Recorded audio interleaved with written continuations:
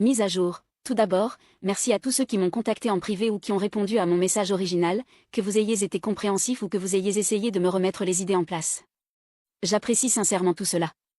Je sais que beaucoup d'entre vous m'ont conseillé de ne pas le contacter, mais j'ai décidé de le faire quand même. Je lui ai envoyé un message. Il y avait des tas de messages non répondus, et il n'a pas fallu longtemps avant qu'il réponde.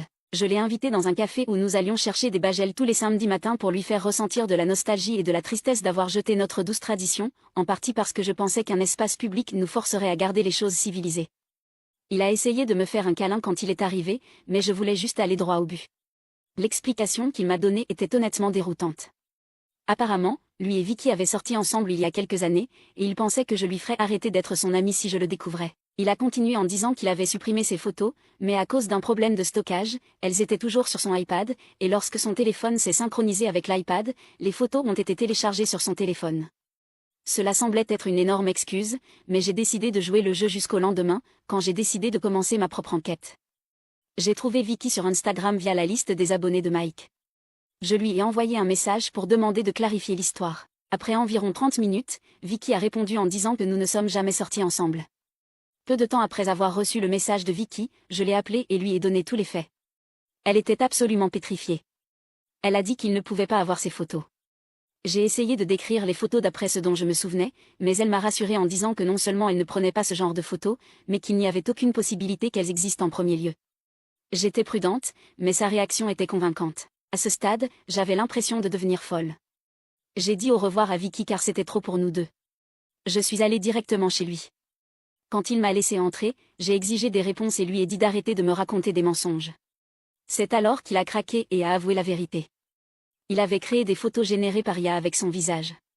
Il a murmuré quelque chose sur le fait que c'était une erreur, mais j'ai cessé d'écouter.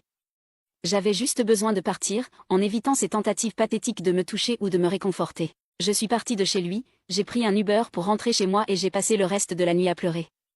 Il a été bloqué partout. Il ne pourra plus me contacter. Après que je l'ai informée des choses vilaines qu'il avait faites, elle a commencé à pleurer. Elle a pleuré, j'ai pleuré. C'était le chaos. Je n'ai cessé de lui présenter mes excuses. J'avais l'impression d'avoir une part de responsabilité dans cette horrible situation. Le reste restera privé, mais je vais soutenir Vicky dans tout ce qu'elle décidera de faire avec ces informations. Je suis juste contente que ce soit fini. Mon ami va rester chez moi pendant quelques jours pour m'aider à surmonter tout ça. Merci à tous ceux qui ont partagé des mots gentils et qui se sont souciés de moi. J'essaie encore de comprendre les choses, mais ça ira. Commentaire pertinent, oh mon Dieu, c'est un weirdo. Comme c'est déshumanisant et dégoûtant. Je ne peux même pas imaginer comment il a pensé que c'était acceptable. On dirait qu'il avait une étrange obsession pour elle. De plus, le fait qu'il ait dit qu'il ne trompait pas. Que qualifierais-tu de faire des photos IA pour se masturber avec l'une de ses amies? Il devrait avoir tellement honte de lui-même.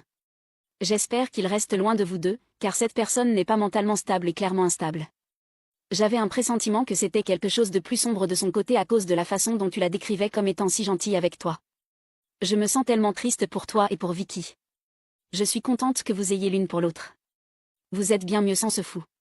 Sois reconnaissante de l'avoir vu pour ce qu'il est si tôt et pas des années plus tard. Je vous souhaite le meilleur à toutes les deux. Peu importe ce que vous décidez de faire avec ces informations, j'espère que ça s'arrangera et que les gens sauront quel genre de personne dérangée il est. N'hésitez pas à me suivre pour d'autres histoires.